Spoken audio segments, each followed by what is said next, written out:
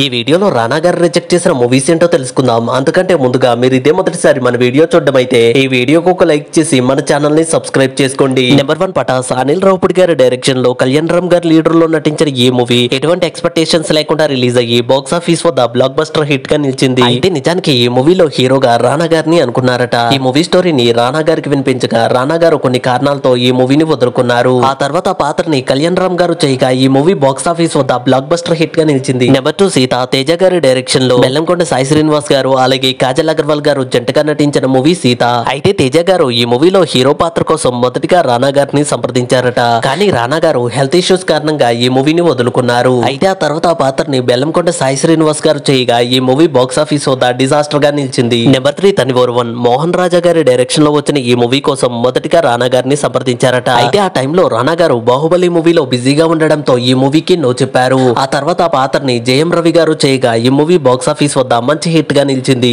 ఈ వీడియోకి ఒక లైక్ చేసి రానా గారి మూవీస్ లో మీకు ఇష్టమైన మూవీ ఏంటో కామెంట్ చేయండి. అలాగే వెళ్తూ మన ఛానల్ ని కూడా సబ్స్క్రైబ్ చేసుకోండి.